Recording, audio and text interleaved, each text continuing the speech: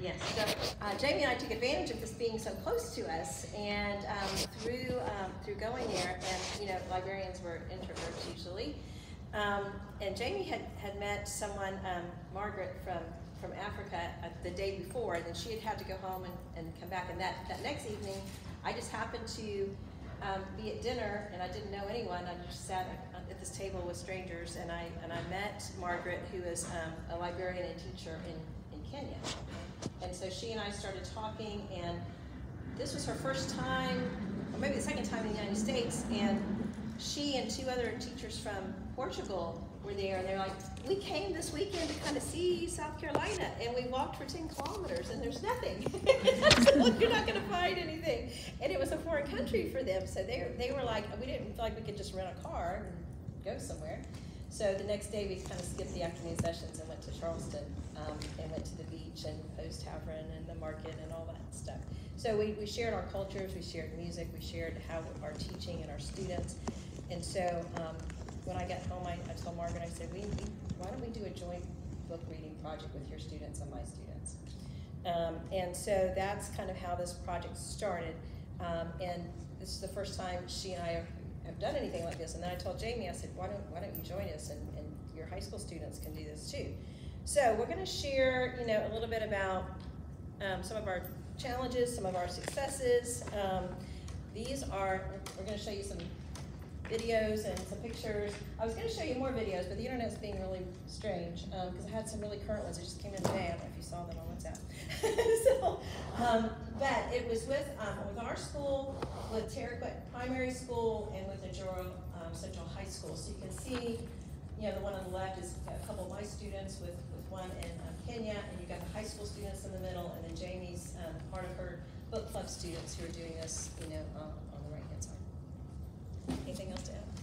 I want to emphasize that this has all been Brenda's work, really. I'm just along for the ride. So she was gracious to include me in this at all, really. Oh my God, very great. And so, like I said, we had the conference where we met Margaret, and she has an amazing life story that if you want to hear that later, come find me at dinner or something. But anyway, so we had to figure out what book are we going to study, and so Margaret said, this is your idea, you tell us, you take the lead, and Jamie and I were like, I don't know, what are we going to do? So we gave them about 5 books of all different kind of genres, some that took place in the United States, and there was one particular that took place in Somalia in a refugee camp, and that's the one they chose. It's a graphic novel, When Stars Are Scattered. And I think they thought that maybe their students could relate. They're in a very rural area, a very impoverished area, and Margaret is really working with literacy with these kids, because for her, education really saved her life. And so she has a passion, especially for women and girls, because they're not, it's still, they are not given the opportunity for education very often, or it's very hard for them. And then she started a literacy program working with the public library, but the boys wanted to join. She said, I guess you boys can join too. So her focus is maybe women and girls, but she takes the boys along too. So that's why there's boys in her program. But so anyway, so we had the book selection, we had to plan the lessons. Also, they have no money, they have no school supplies, no books. So we can't just say, y'all just go to your bookstore, you buy it, we'll buy it here. It just, isn't going to work that way. So we had to really puzzle that out and figure out how we're going to do that. So we're going to share that. How are we going to communicate? How is all this going to work? And we just kind of took it step by step. And we thought we would be finished with this project right now, finishing it, but we're just kind of in the middle.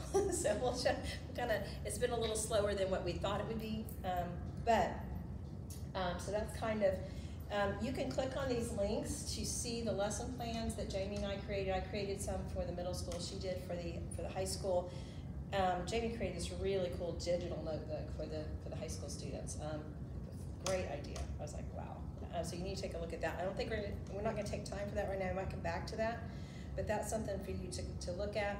We did find one link. I think it was to a presentation someone made online of how to analyze graphic novels that I think you could use at different grade levels. And I had a teacher ask me if I could find someone like that a couple years ago. So, even like getting your art teacher in on it would be really cool, maybe. Yes. and Nathan Hale did a TPS here. I don't know if any of y'all were involved with that in the fall, and I went to that, and I took some great notes on that, and then I don't know where they are now. I've been trying to search for them on how to read a graphic novel, how to write a graphic novel. But there was a really great resources on When Stars Are Scattered. There's really great author interviews. Jamie found a PBS interview of a child in a refugee camp, which was fascinating to my 5th grader. So to back up just a little bit, I have my middle school is 5th through 8th grade. I have a 5th grade media class that meets every week. So I'm able to use that class to read this book. I bought a class set, and we're reading it together when they come to media. And then we virtually meet with our students in Kenya once a week. And we'll talk more about that in a few minutes. But I have a captive audience, and they're really, 5th graders are very much into this, and it's been a great experience, really. So to purchase books, okay, go next slide. I decided to have a used book sale, and I did this just before Christmas. And I said this all kind of birthed in the fall, and then we're figuring all this out. And so families, no, my pictures aren't going to load, but that's okay. I have some great pictures of our youth there. So our goal was $800. That's what it would cost to. We finally found. Margaret worked on her end, just trying to find the books in a bookstore. There's a bookstore in Nairobi, which is 2 hours from her. They said they could get the books. So my school was able to wire money to the bookstore. And that was how we got money quickly to them so that they could get the books in their hands quickly. Quickly meaning it took about 2 or 3 months. So it was, we didn't really launch the study until February. They got their books like late January. But I went ahead and I had money in my book fair account. I went ahead and paid for them. I didn't tell the students that. I just said we need $800. Because I wanted them to buy in and be a part. And so they brought thousands of books. We had so many books. And then Jamie did the same thing in the high school. Not quite as much enthusiasm because it's high school students, but they and I did contests like with homerooms and with grades, and that really, they're all over that. So they were just. She had literally parents brought in all of. It was like adult books. A whole range. Yeah, anywhere from preschool through adult. And we did kind of sell it before Christmas or whatever holiday people were celebrating. Like, go through your bookshelves, bring in stuff your kids don't need anymore, and that way we didn't have to buy anything up front to sell for a fundraiser. Right. So the only thing that was we had to invest was our blood, sweat, and tears. So. And there were all of those. Yes. So I used students to put stickers on the books. I color-coded them. They were anywhere from $1 to $5. And they color-coded. I had parents that ran the registers and everything for me. I ran it for 1 week before and after school. If I had it to do again, and if teachers have said, we would love an opportunity to bring our classes through. So that would be something I might do differently. But it was just kind of open before school and after school. But kids would come find me in the library all day long wanting to buy books. I set them up in our lobby area so they could see them when they're walking by, and they always, I want them. So anyway, so we ended up selling $1,732. I'm not going to tell you how much of that was from. So we had a surplus. No, but when they publicized it, they said the upper school raised it was like $100. The middle school raised $1,600. But I was good. Well, y'all just didn't really step up to the plate. So anyway, and what's funny is I'm starting to see some of those books donated back again. They finished reading them and they brought them back. Anyway, so recycling. So also at the international conference, I met some librarians from New York, and they needed there's an organization called Luke's Lights. And there was a teenager, have you ever heard of that? It's solar lights, solar powered. And this teenage boy would love to go to Africa and work with the people and the children. And he either died or was killed at a young age. And so they started this foundation in his honor. And the library in Africa, they needed 500 lights, and the library in New York was short 50. They're going in July. So we were able to buy they're $10 a piece, so we were able to get the 50 lights that they needed. I already ordered them. They're taking them in July to Margaret. And then we also were able to buy notebooks and pencils for the children, because I didn't realize they didn't have notebooks and pencils. Because I had this lesson plans where you keep a reading journal and they don't have that. So they sent me pictures of them writing in their notebooks just this morning. I was like, oh my gosh. And then also with the books that we had left over, because you're not going to sell them all, there's 2 places.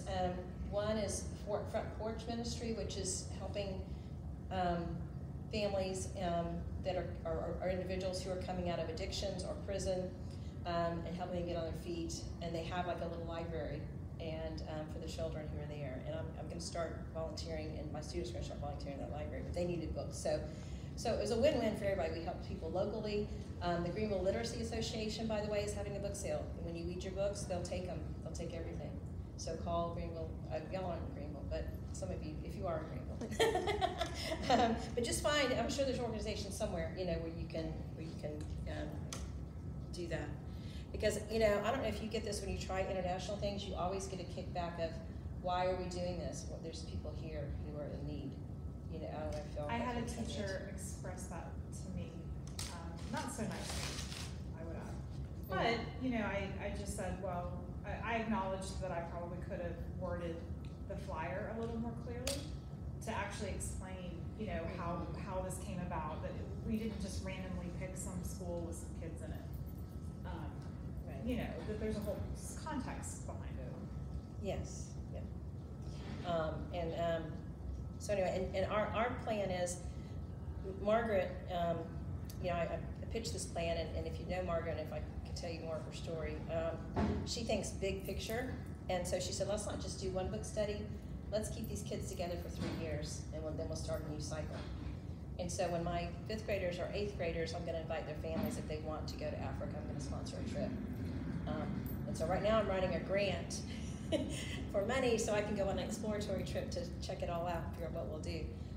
Hopefully that'll work. But anyway, so we got the books.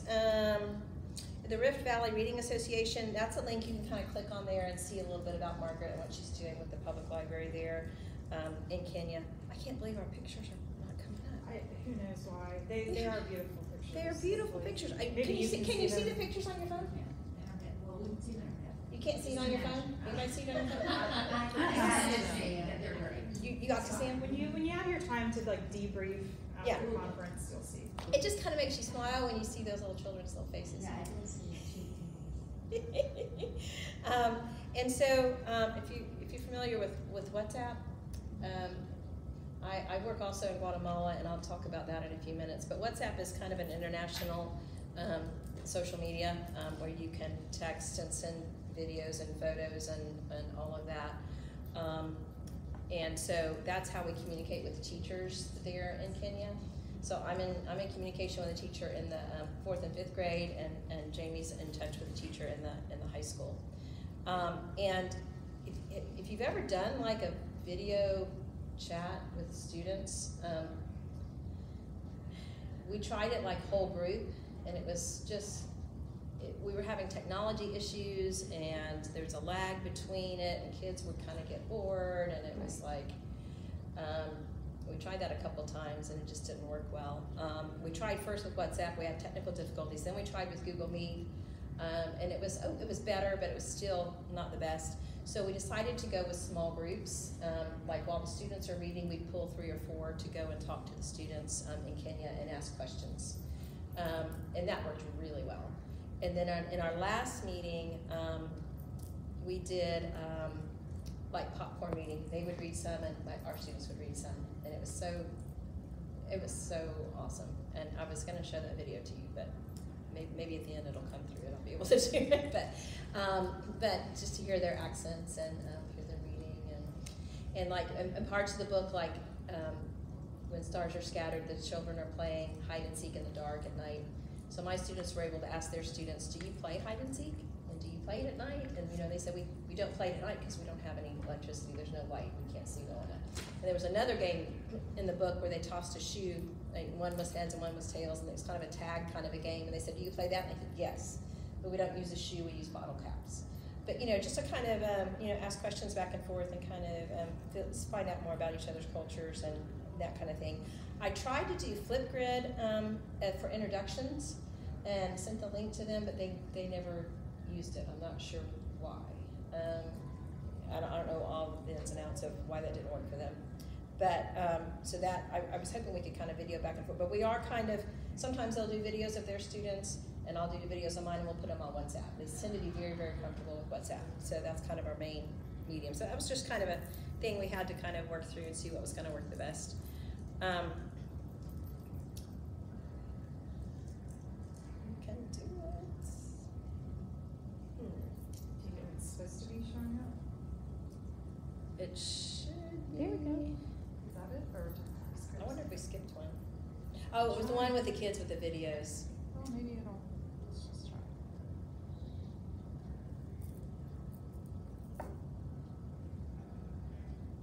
Let's try.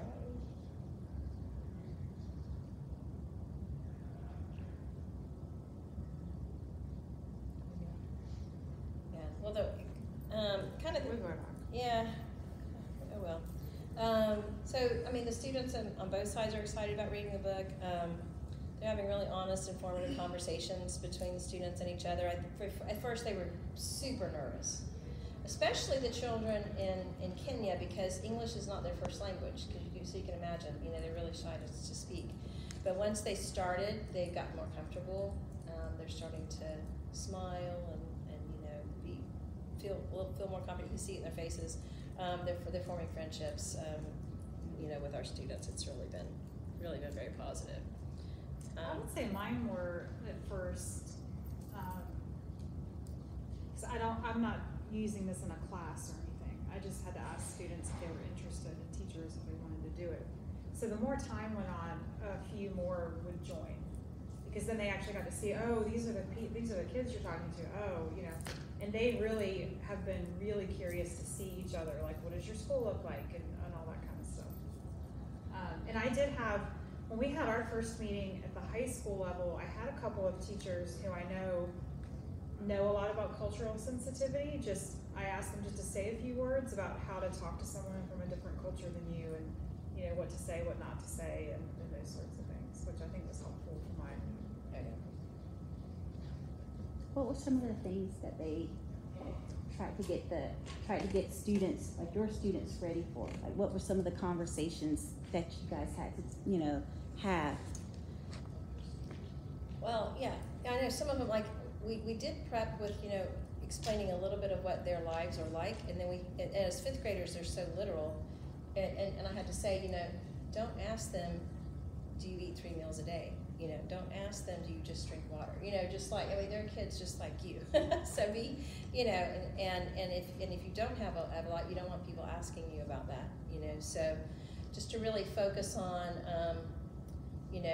wording your questions, like, what is your favorite food? Or, really making sure what they're going to ask before I put them in front of the computer to see what they're going to say.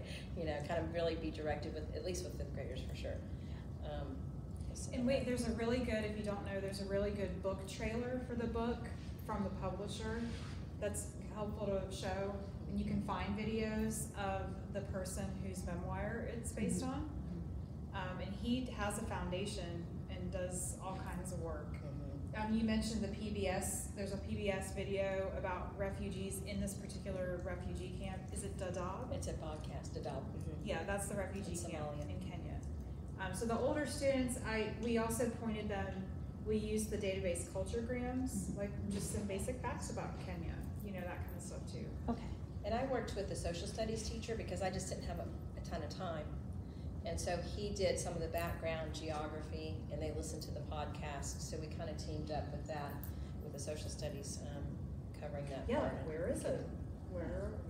Yeah, right. He did all the mapping and all. Can y'all see pictures on your phone? Good. Okay. Another, this is a totally different, changing gears just a little bit. I've also been working in Guatemala since 2015, and the way I started with that is my church took a mission trip, a construction trip, and at the time, I did my best. But we were building a road, and it was, really hard. And I like physical stuff, but so I asked the missionary, is there something that I can do that's more my skill set? At that time, I was teaching at Anderson University. So I took education majors the next summer, and we worked in the schools, in the public schools in an impoverished area, teaching English. We had no idea what we were doing. But we learned a lot through that, and they learned to teach with just a chalkboard and no electronics. And then the next year, I went for 2 months, just like as a house parent for college students who were working in the schools and in an after-school program there. And then every summer after that, I just kind of build my own team. I take a few teachers. Or in this case, this year I have specifically one teacher from Hillcrest High School. She's going to go. She's been with me once before. So we worked in an after-school program teaching English. We bring lots of books. In my book fairs, I have my families donate books in Spanish or in Spanish and English.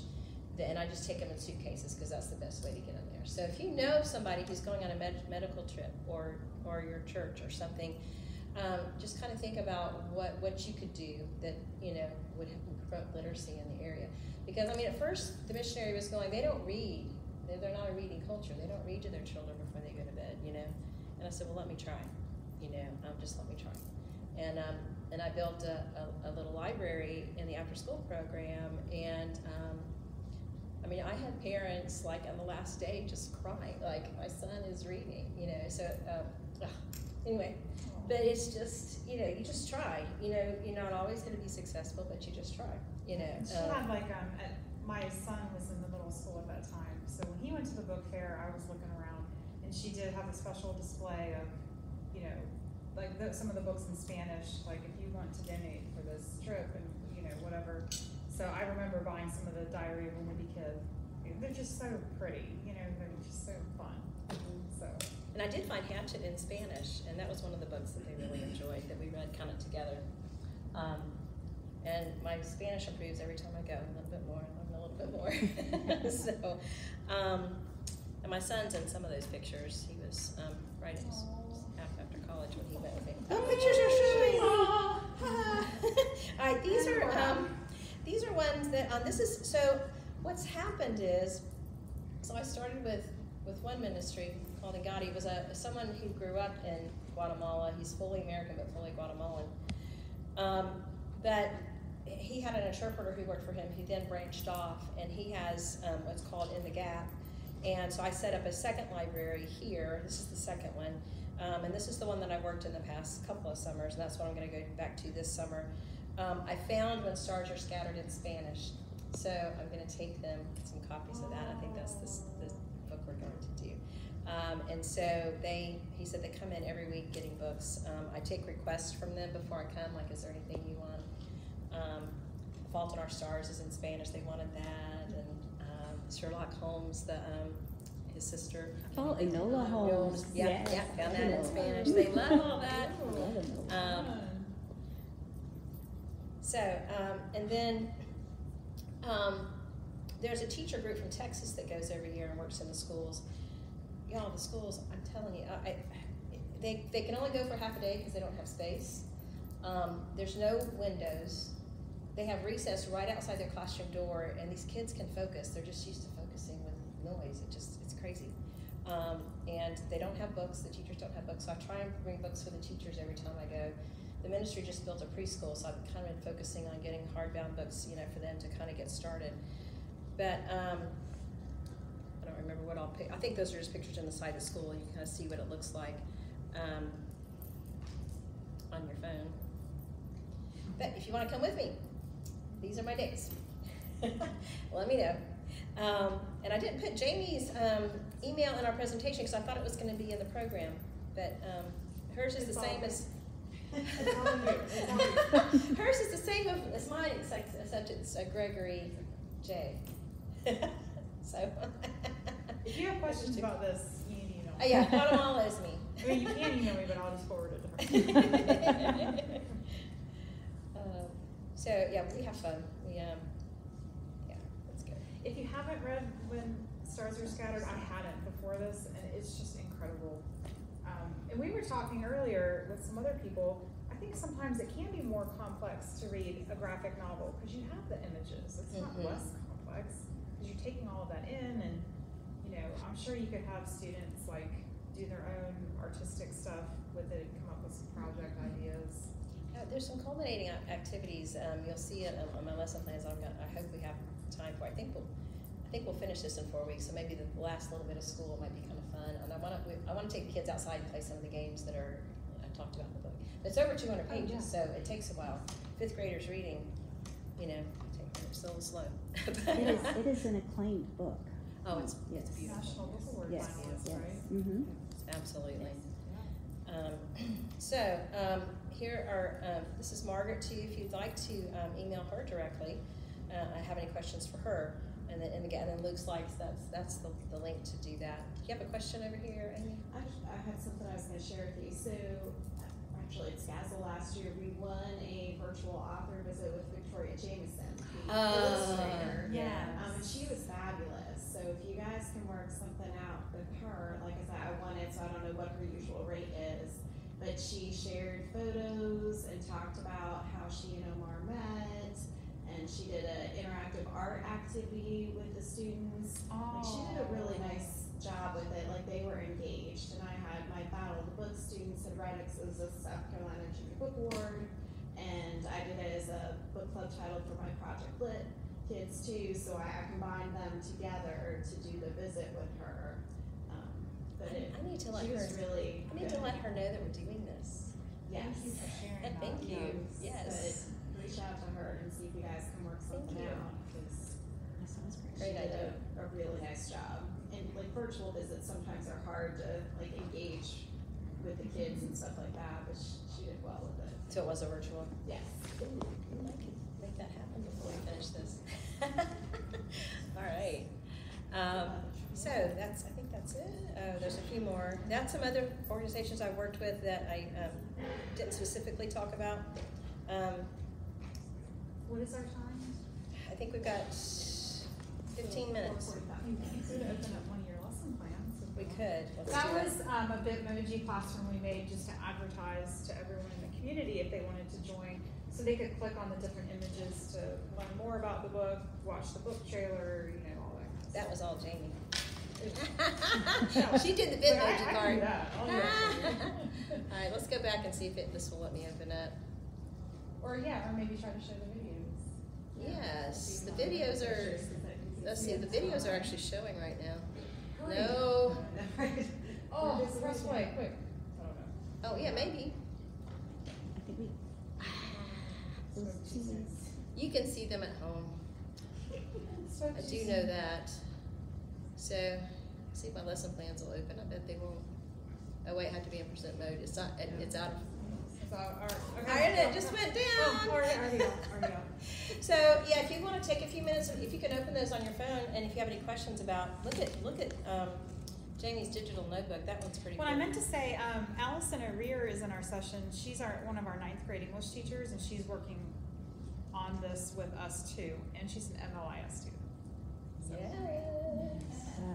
Has anyone done anything similar? Anything to add to our discussion?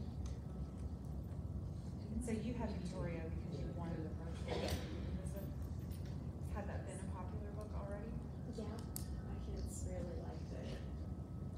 So it's You might want to come up here and do it from the computer. If you want to get the code from the 2 different computer. groups of kids that had read it and were excited and And that knew was about just it. the one that you And got. it was the one Oh, I love was that. like, this is perfect.